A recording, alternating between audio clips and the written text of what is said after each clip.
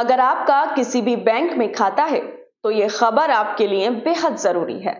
दरअसल भारतीय reserve bank यानी आरबीआई ने बैंक अकाउंट में मिनिमम बैलेंस को लेकर नई गाइडलाइंस जारी की है, जिसके चलते अगर आपका बैंक अकाउंट बैलेंस जीरो है और आप उस अकाउंट का इस्तेमाल नहीं कर रहे हैं तो आपको मिनिमम बैलेंस चार्ज नहीं चुकाना होगा। आरबीआई ने कहा है कि बैंक उन खातों पर मिनिमम बैलेंस मेंटेनेंस ना करने के लिए पेनल्टी नहीं लगा सकते हैं जो खाते निष्क्रिय हो चुके हैं।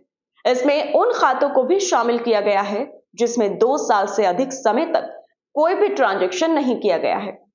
वहीं कई लोगों के एक से ज्यादा बैंक अकाउंट भी होते हैं और उनमें से कुछ अकाउंट तो ऐसे होते हैं जिनमें कभी ट्रांजैक्शन हुआ ही नहीं होता है। उन अकाउंट में बैलेंस मिनिमम होता है जिसे वो मेंटेन नहीं कर पाते हैं और इसके चलते वह बैलेंस माइनस में चला जाता है। और ऐसे में कभी आप उस अकाउंट को बंद कराने के लिए बैंक जाते हैं तो आपसे माइनस में जितने पैसे गए हैं वह चुकाने के लिए कहा जाता है।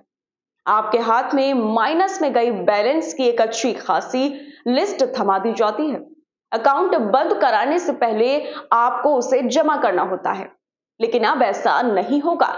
जी हां, आरबीआई ने इसके लिए नई गाइडलाइंस जारी की है, जिसके मुताबिक अगर आपने अपने बैंक के अकाउंट में बैलेंस मेंटेन नहीं किया है तो आपका बैलेंस जीरो हो सकता है लेकिन माइनस में नहीं जाएगा और आप बिना पेनल्टी भरे अपना अकाउंट बंद करा सकते हैं।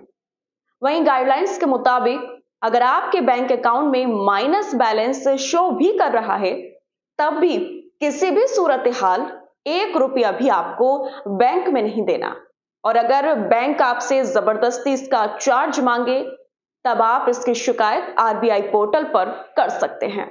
वहीं आरबीआई ने कुछ और भी नए नियम लागू किए हैं, जैसे कि बैंक स्कॉलरशिप या डायरेक्ट बेनिफिट ट्रांसफर वाले जो अकाउंट ओपन हुए हैं, अगर यह अकाउंट 2 साल से ज्यादा समय तक एक्टिव नहीं है फिर भी इसे इनएक्टिव नहीं किया जाएगा। वहीं इनएक्टिव अकाउंट को लेकर बैंक को निर्देश दिया है। आरबीआई के सर्कुलर में दिए गए निर्देशों के बाद बैंकिंग सिस्टम में अनक्लेम्ड डिपॉजिट कम होगा, साथ ही ये रकम सही दावेदार तक पहुंच जाएगी। इसके लिए बैंक इन दावेदारों से कांटेक्ट करे। इसमें बैंक कस्टमर या अकाउंट धारक को उसके अकाउंट के इनएक्टिव होने की जानकारी देगा। तो दोस्तों, उम्मीद है कि हमारी ये जानकारी आपके काम आएगी। अगर ये जानकारी अच्छी लगी हो तो चैनल को सब्सक्राइब कर लीजिए।